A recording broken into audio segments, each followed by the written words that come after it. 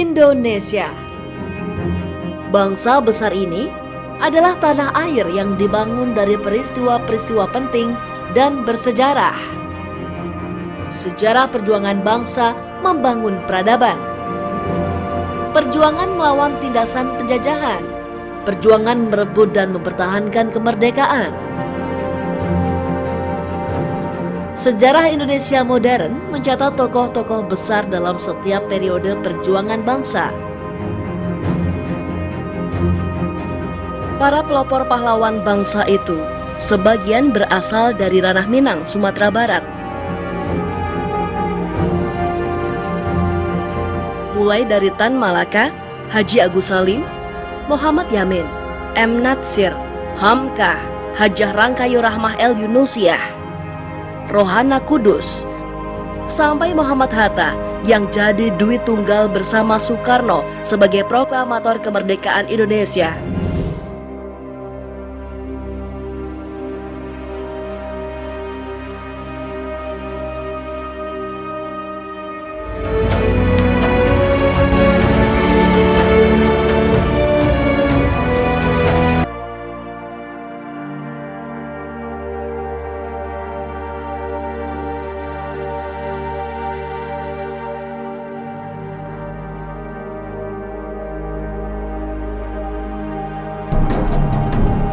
Tan Malaka. Pada satu masa, tokoh ini memiliki perbawa tiada tanding. Pemikiran dan gerakannya menggetarkan kawan dan lawan. Ibrahim Datuk Tan Malaka, demikian nama lengkapnya. Tak ada catatan resmi tanggal kelahirannya. Namun jejak langkah dan kiprah Tan Malaka terbentang dari lembah Suliki Payakumbuh, Sumatera Barat sampai Moskow, Rusia.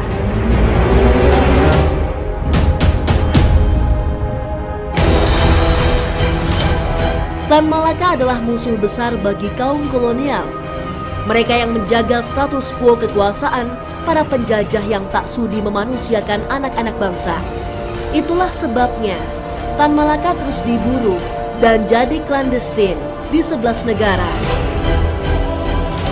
Ya, ini sesuatu keahlian daripada seorang Tan Malaka yang kalau di Indonesia karena dipengaruhi oleh berbagai mistik, dianggap beliau bisa menghilang dan lain sebagainya. Tetapi kalau saya melihat dan membaca keseluruhan karya-karya tulis beliau adalah sesuatu penggunaan akal dan strategi dan taktik beliau untuk bisa keluar daripada incaran mata-mata pihak Barat.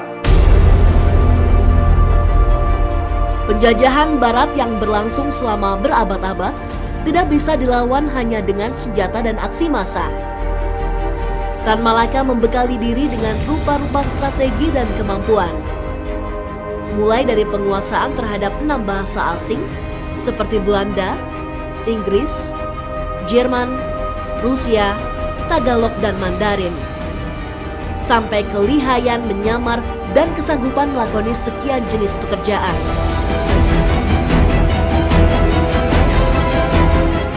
Sebelum sampai pada fase yang demikian, bekal masa kecil belajar di surau dengan kajian Al-Quran dan ilmu agama adalah fondasi utama kehidupan Tan Malaka.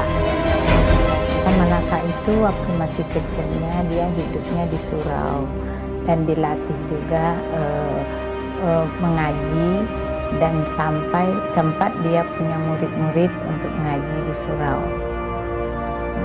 Terus selama di surau itu dia sampai hafal dia Al-Quran 30 juz.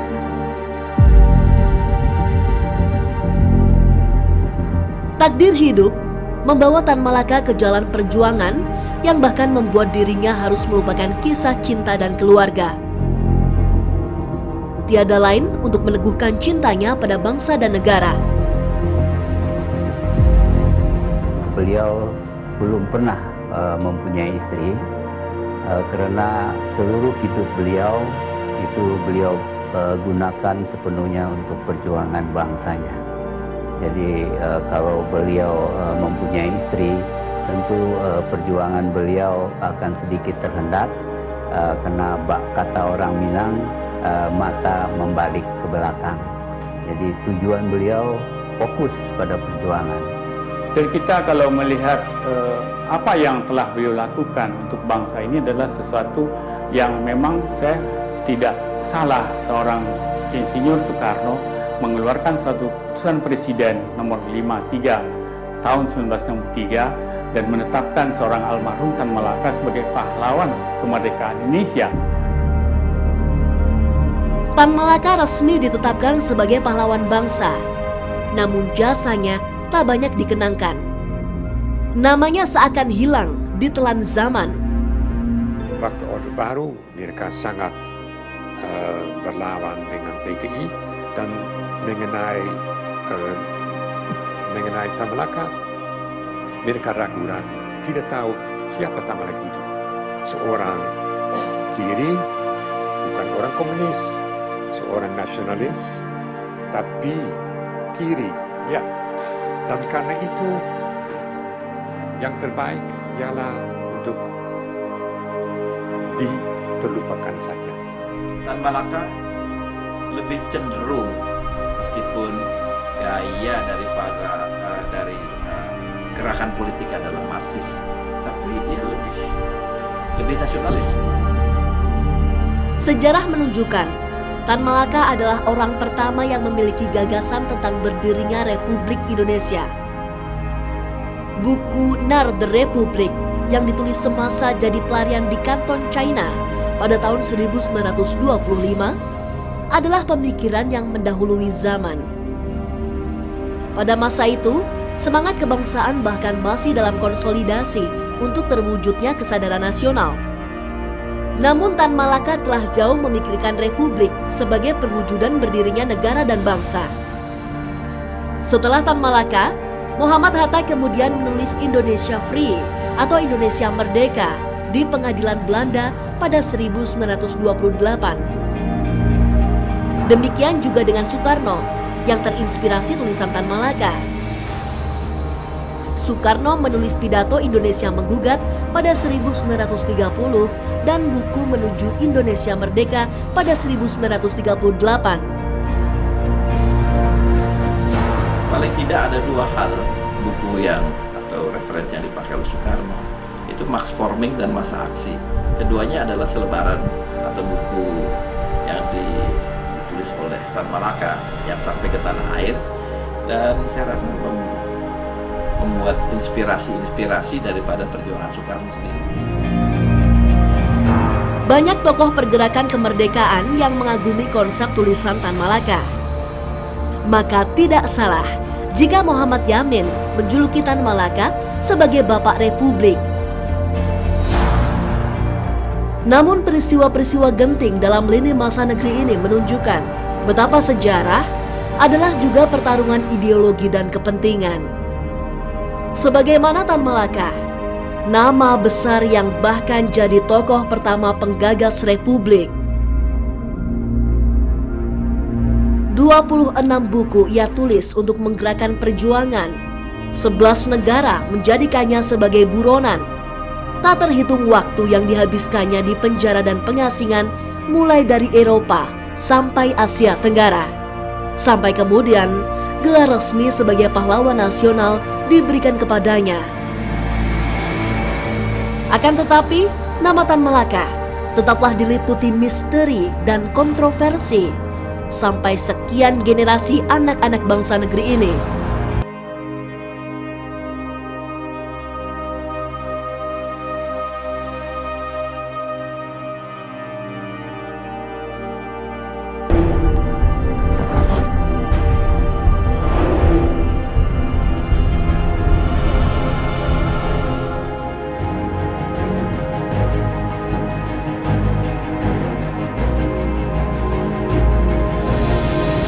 Kesadaran akan pendidikan bagi kaum bumi putra tumbuh dan berkembang di Hindia Belanda sejak awal abad 20.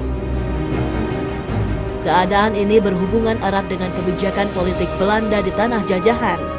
Kebijakan baru ini tampaknya dipengaruhi oleh pemikiran Konrad Theodor van Deventer. Kebijakan politik ini dikenal dengan nama Trias van Deventer. Dikenal juga sebagai politik etis atau politik balas budi. Politik etis dari Trias van Deventer ini meliputi irigasi, transmigrasi, dan edukasi. Sayangnya, pelaksanaan ketiga program ini ditunggangi pejabat-pejabat kolonial yang berkolusi dengan para kapitalis. Irigasi yang seharusnya untuk pertanian rakyat Indonesia dialihkan demi perkebunan-perkebunan Belanda. Transmigrasi pun sama. Perpindahan masyarakat Jawa hanya ditujukan untuk mencukupi buruh-buruh perkebunan di Sumatera dan Suriname. Dan penyelenggaraan pendidikan barat hanya untuk menyediakan tenaga administrasi perusahaan dan pemerintahan Hindia Belanda. Meski demikian, celah sempit pelaksanaan program pendidikan kemudian tak bisa lagi menahan arus deras perubahan, yakni kesadaran akan pentingnya ilmu dan pengetahuan dalam perjuangan kaum jajahan.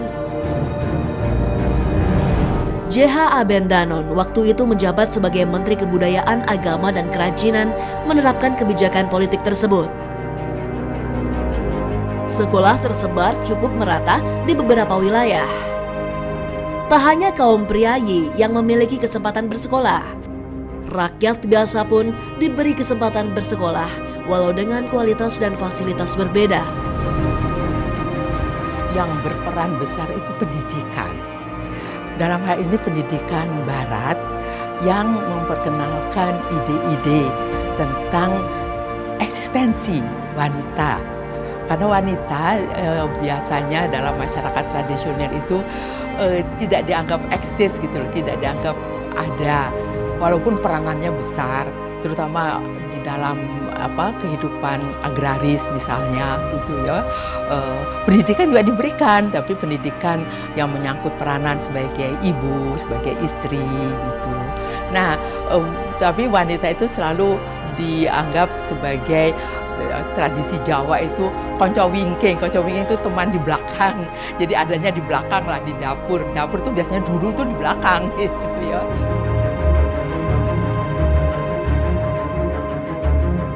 Di Sumatera Barat, muncul sekolah perempuan bernama Diniyah Putri yang didirikan oleh Hajah Rangkayo Rahmah El Yunusiah. Sekolah ini lahir dari kegelisahan Rahmah yang tidak nyaman menuntut ilmu saat digabungkan dengan kaum laki-laki. Gagasan untuk membuat sekolah perempuan pun muncul pada saat Rahmah duduk di kelas 6 sekolah dasar. Ia mulai mencari cara untuk mendirikan sekolah yang sesuai dengan fitrah seorang perempuan. Ide tersebut baru terwujud pada 1 November 1923. Rahmah membuka Madrasah Diniyah Li Al-Banat. Ia pun merangkap menjadi pengajar dan pimpinan sekolah. Proses pembelajaran berlangsung di serambi sebuah masjid di Pasar Usang, Padang Panjang. Beliau berani mengambil risiko untuk mendirikan sebuah sekolah khusus putri, yaitu Diniyah Putri Padang Panjang.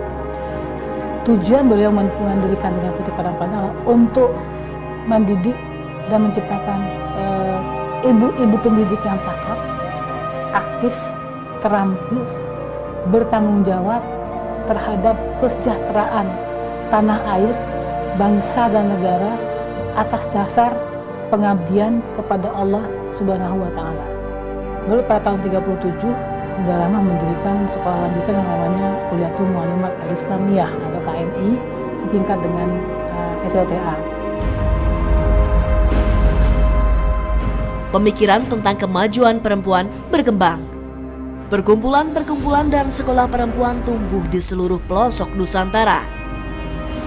Februari 1911, Sekolah Keterampilan Khusus Perempuan berdiri di Kota Gedang, Sumatera Barat.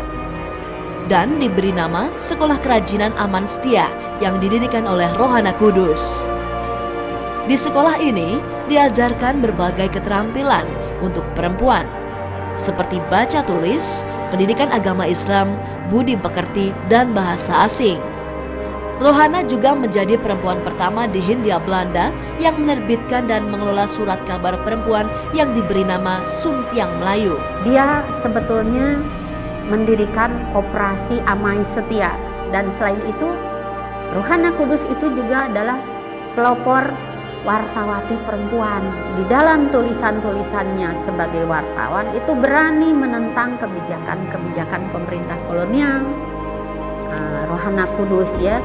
Namun tentu saja dalam hal ini harus kita usulkan juga bahwa Rohana Kudus itu meskipun tidak mendirikan sekolah, tapi itu sama itu dengan berita-berita yang ditulisnya itu ingin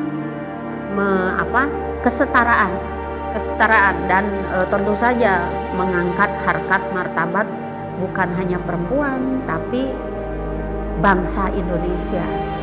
Tak hanya itu, Rohana menjadi pelopor berdirinya dapur umum dan badan sosial untuk membantu para gerilyawan. Ia juga mencetuskan ide penyelundupan senjata dengan cara menyembunyikan dalam sayuran dan buah. Hingga ajal menjemput, Rohana masih terus berjuang, terutama dalam bidang pendidikan dan jurnalistik.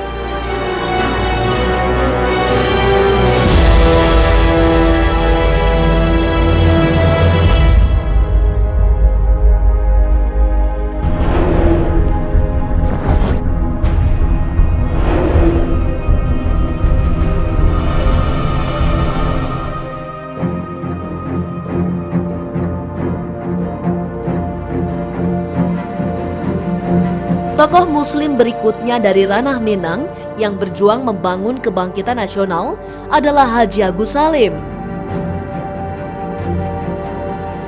Haji Agus Salim lahir dengan nama Musyidul Haq yang bermakna pembela kebenaran di Koto Gadang, Agam, Sumatera Barat pada 8 Oktober 1884.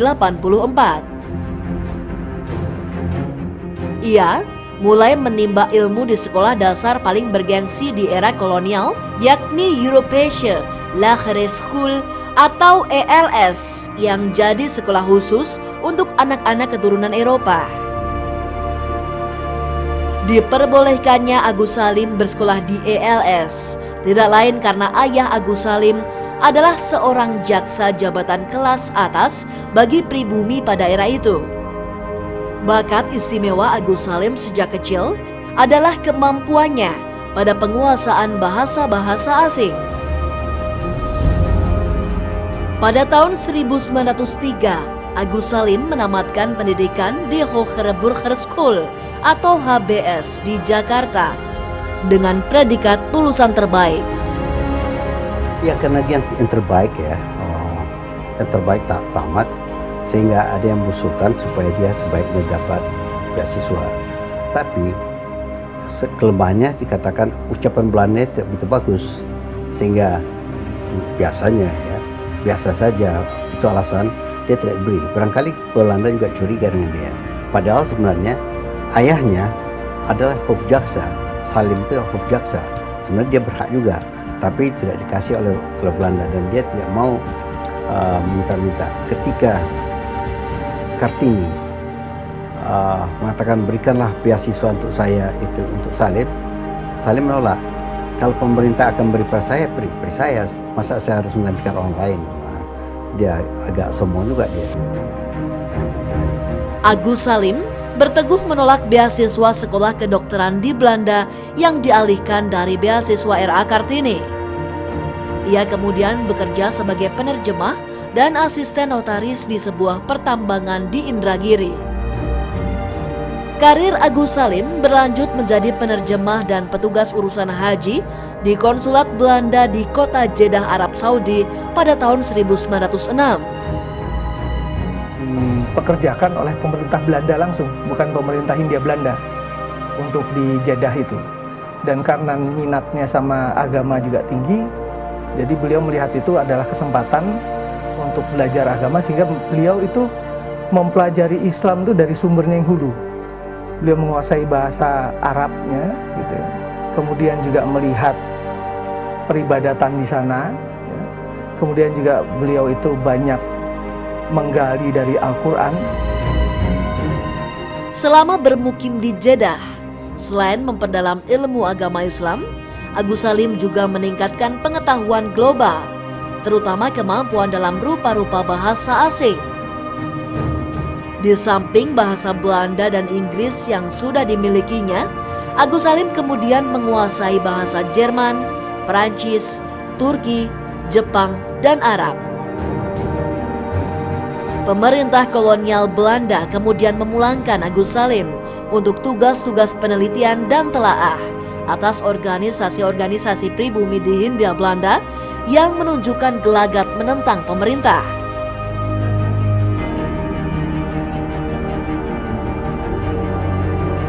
Tugas baru di bidang politik ini ternyata mengubah jalan hidup Agus Salim. Dari semula pegawai pemerintah, kemudian berbalik melawan pemerintah kolonial Hindia Belanda. Agus Salim yang terpikat dengan prinsip-prinsip politik Cokro Aminoto kemudian memutuskan berhenti bekerja sebagai pegawai Belanda. Agus Salim melihat sosok Cokro Aminoto sebagai pemimpin sejati yang membuatnya bertekad bulat masuk sebagai aktivis Serikat Islam. SI menjadi organisasi nasionalis tempat Agus Salim menempa diri sebagai pejuang bangsa. Biasa dianggap sebagai dui tunggal dengan Cokro Aminoto. Ya. Cokro Aminoto itu adalah orator ya, yang hebat, sedangkan Haji Agus Salim sering dianggap sebagai pemikir. Agus Salim sebagai pelanjut Cokro Aminoto di Serikat Islam adalah sosok yang dikenal anti-komunis. Ia menjadi pengawal utama Serikat Islam dalam membendung pengaruh paham komunis. Sampai kemudian orang-orang merah atau komunis keluar dari SI dan kemudian mendirikan gerakan baru yang kemudian menjelma menjadi PKI. Selain itu, menjadi pengurus SI yang tidak memberi gaji mengubah pola hidup Agus Salim. Semula ia bisa bermewah-mewah dengan gaji pegawai pemerintah. Setelah menjadi aktivis politik, hidupnya berubah sedemikian sederhana dari kerja jurnalistiknya.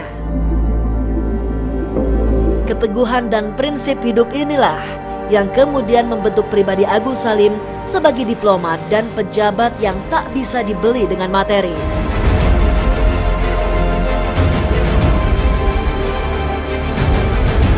Tahun 1921, Agus Salim mewakili Sarekat Islam menjadi anggota Volksraad atau Dewan Perwakilan Rakyat Hindia Belanda yang dibentuk karena kuatnya tuntutan berbagai organisasi politik masa itu. Agus Salim menjadi orang pertama yang menggunakan bahasa Indonesia atau ketika itu bernama bahasa Melayu dalam sidang Volksraad. Disinilah Agus Salim semakin dikenal dengan reputasi sebagai jago debat yang kritis.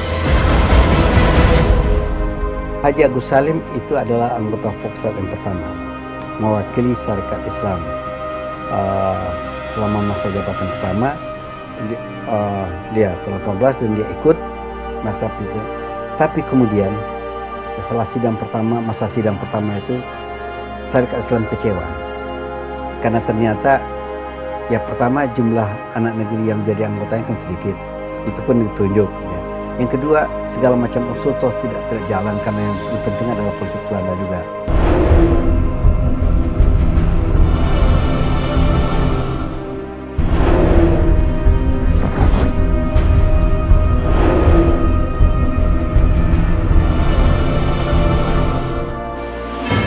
Kedatangan Jepang membawa perubahan dalam kehidupan politik dan pergerakan di Indonesia. Pemerintah militer Jepang melarang seluruh organisasi politik yang sebelumnya ada di era Hindia Belanda. Agus Salim yang dikenal sebagai tokoh kritis di masa Hindia Belanda, kemudian direkrut Jepang sebagai pegawai senior di Shumubu, semacam kantor urusan agama di bawah pemerintahan militer Jepang di Indonesia. Agus Salim bertugas sebagai penerjemah buku agama Islam dan mengajarkan agama Islam di sejumlah perguruan tinggi Islam di Indonesia. Peran penting Agus Salim di masa pendudukan Jepang ini adalah dengan menjadi anggota Badan Penyelidik Usaha Persiapan Kemerdekaan Indonesia atau BPUPKI. Ia bahkan masuk sebagai panitia 9 tim kecil perumusan Undang-Undang Dasar Republik Indonesia. Keahlian bahasa yang dimiliki Agus Salim juga membuat dirinya memiliki peran penting menjadi penghalus bahasa dalam penyusunan batang tubuh Undang-Undang Dasar 1945. Kami, bangsa Indonesia, dengan ini menyatakan kemerdekaan Indonesia. Kemerdekaan Indonesia tidak membuat perjuangan anak bangsa berhenti. Sebaliknya, seluruh rakyat Indonesia berjuang habis-habisan melawan Belanda yang datang dan mau menjajah negeri ini lagi. Perjuangan bersenjata dilakukan oleh seluruh lapisan masyarakat di seluruh wilayah Indonesia. Sementara itu, perjuangan diplomatik tidak kalah penting untuk menjaga eksistensi dan kedaulatan bangsa.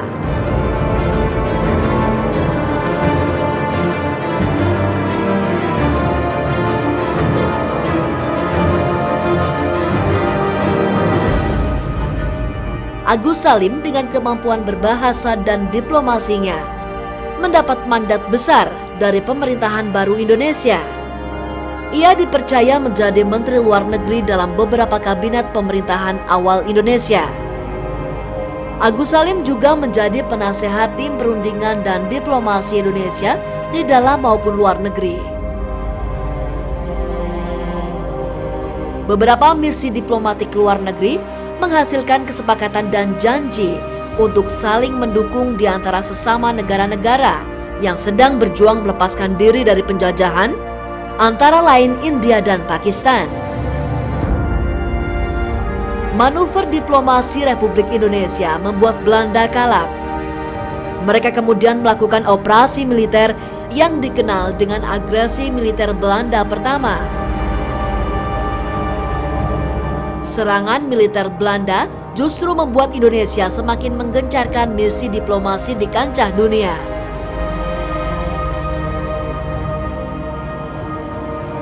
Agus Salim selaku Menteri Luar Negeri memimpin delegasi Indonesia ke Timur Tengah. Berkat kepiawaiannya berbahasa Arab dan adab Islam yang mengesankan dari Agus Salim, Indonesia berhasil memperoleh pengakuan formal dan dukungan moral kemerdekaan dari negara-negara Arab. Pada 23 Maret 1947, Mesir menjadi negara pertama yang mengakui secara de jure Republik Indonesia. Langkah itu diikuti negara-negara Arab lainnya seperti Lebanon, Suriah, Irak, Arab Saudi, dan Yaman. Langkah tim diplomasi Indonesia berlanjut ke sidang Dewan Keamanan PBB pada 14 Agustus 1947.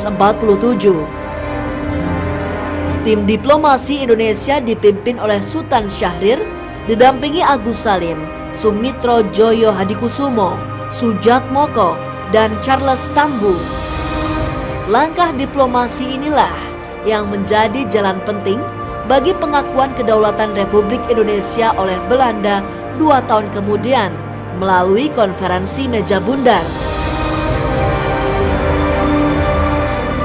Dilihat oleh generasi yang lebih muda sebagai guru yang bisa memahami apa keinginan, dan dia tidak pernah mengajari harus begini harus begitu, tapi lebih dulu memberi kesempatan bagi anak muda untuk berbuat sampai kalau kesalahan baru kita beritahu. Dan ini semua yang pernah merasakan didikan Haji Agus Salim mengatakan hal sama, baik Pak Rum, Muhammad Rum, baik Pak Nasir. Jadi Salim lebih banyak bersifat memberikan kesempatan bagi anak-anak muda untuk berkembang.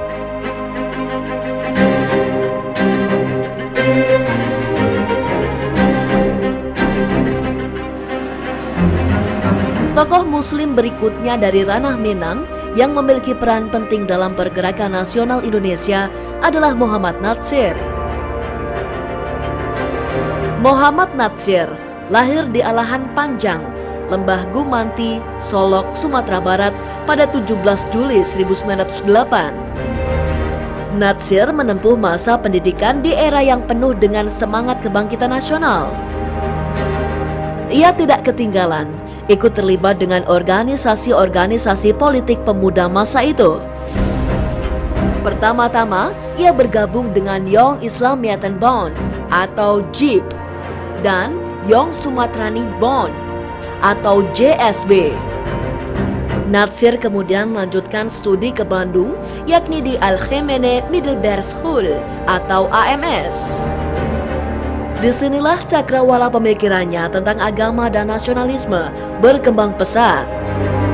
Ia berhubungan baik dan kerap bertukar pikiran dengan tokoh-tokoh Islam terkemuka seperti Agus Salim, sesama rantau dari Ranah Minang.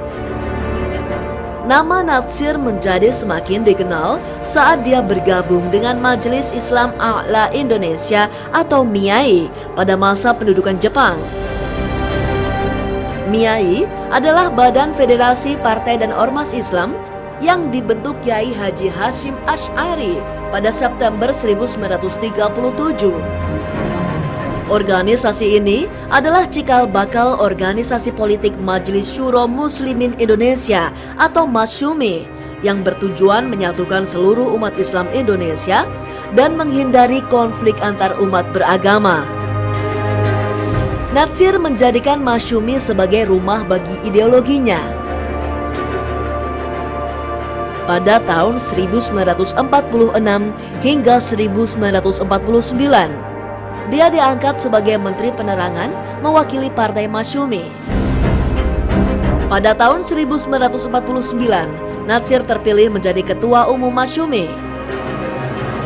Pada masa inilah konflik antara Natsir dan Soekarno memanas. Berawal dari peristiwa bom Cikini yang mengancam jiwa anak-anak Soekarno pada 30 November 1957, MASYUMI yang saat itu menjadi partai besar dan berseberangan dengan Soekarno menjadi tertuduh. Tahun 1960, Soekarno membubarkan MASYUMI dengan tuduhan MASYUMI bersekutu dengan gerakan pemberontak, yaitu Pemerintah Revolusioner Republik Indonesia atau PRRI Sumatera Barat.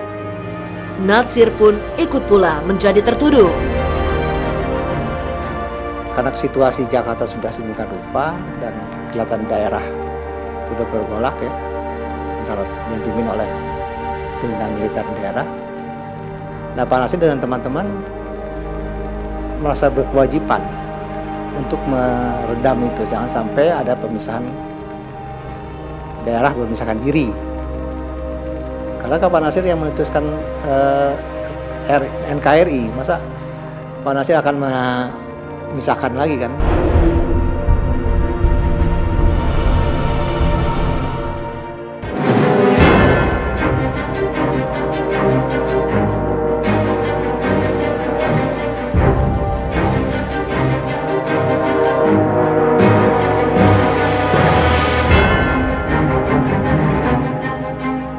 Tanpa melakukan pembelaan diri, Natsir justru masuk ke dalam tubuh PRRI pada tahun 1960. Tujuannya meredam segala konflik yang tengah terjadi dengan jalan damai tanpa harus melalui peperangan. Natsir beserta keluarganya kemudian ikut pula bergerilya di belantara hutan Sumatera Barat. Turut bersamanya sekitar 35 orang tokoh MASYUMI lainnya.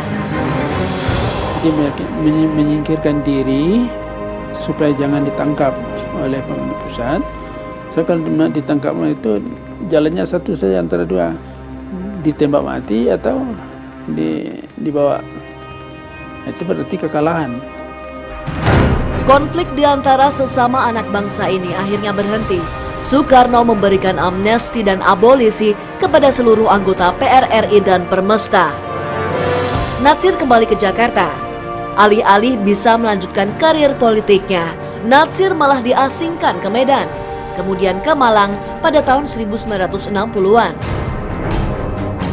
Pengasingan ini tidak lain karena keteguhan Natsir yang menjadikan ajaran Islam sebagai pedoman politik dalam seluruh sendi kehidupan.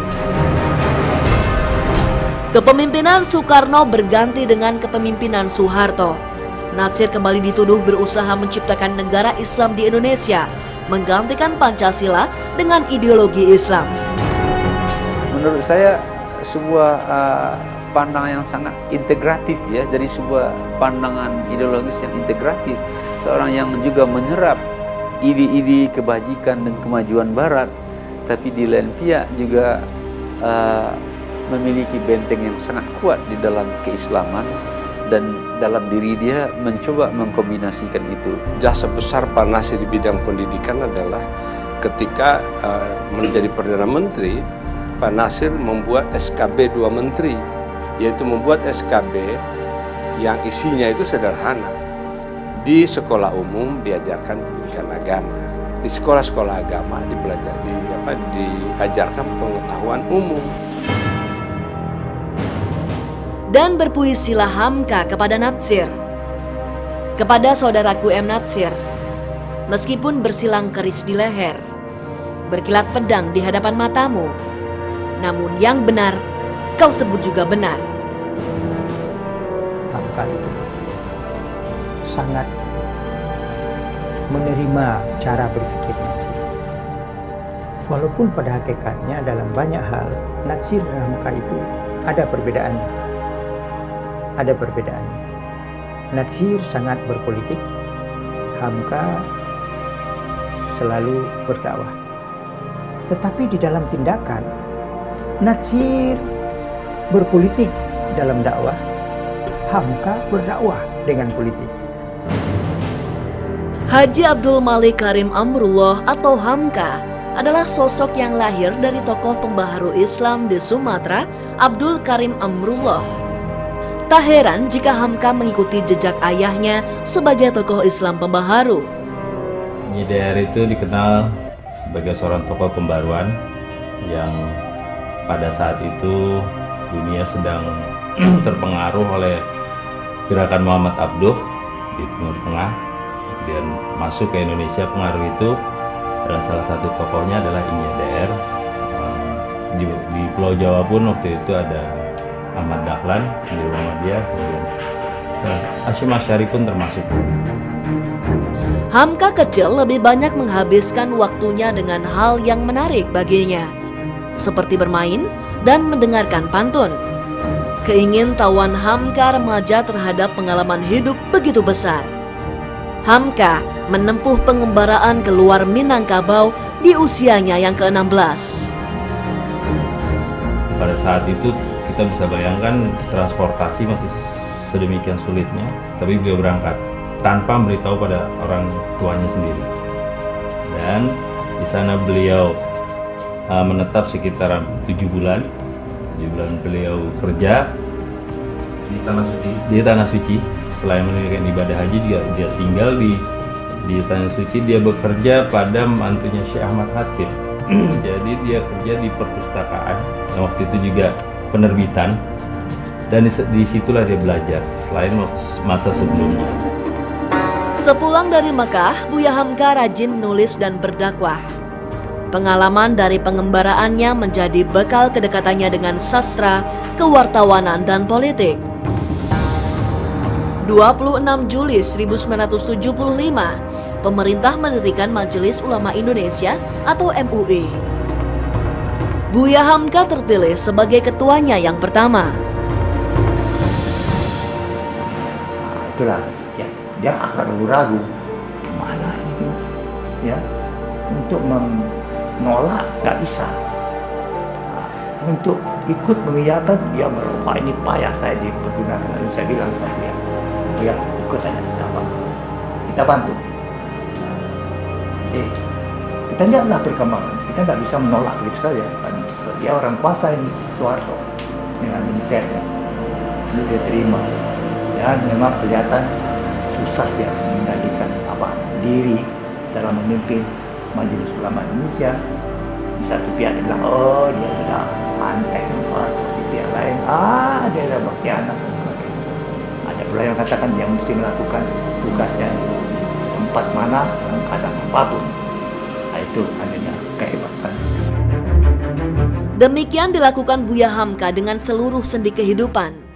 Ditumbuhkannya saling penghargaan antara agama dan ilmu pengetahuan, antara agama dan perilaku hidup di alam modern, antara agama dan kebangsaan, dan antara agama dengan diri masing-masing. Buya Hamka mampu menerjemahkan nilai-nilai Islam ke dalam dunia sastra dan filsafat, sehingga keduanya nampak akrab dalam karya-karya Hamka. Lebih dari 100 judul buku telah ditulis Hamka, selain juga ratusan tulisan pendek lainnya. Pemikiran Islam moderat Hamka tidak hanya diterima di Indonesia saja. Negara tetangga seperti Malaysia, Singapura, bahkan negara-negara di Timur Tengah pun ikut menghargainya. Dan saya rasa bangsa Indonesia pun selalu mengingat beliau, mengucapkan terima kasih atas semua hal yang telah dilakukan. Saya ragu apakah saat ini ada orang sekali berharap. Setiap zaman melahirkan tokoh-tokoh besar yang menjadi pahlawan bagi tanah air dan bangsanya. Mereka yang membuka jalan dan berjuang untuk peradaban. Mulai dari Tan Malaka, Haji Agus Salim, Muhammad Yamin, M. Natsir, Hamka, Hajah Rangkayo Rahmah El Yunusiah, Rohana Kudus, sampai Muhammad Hatta. Kehidupan dan pemikiran mereka adalah teladan untuk generasi-generasi berikutnya, untuk masa depan Indonesia.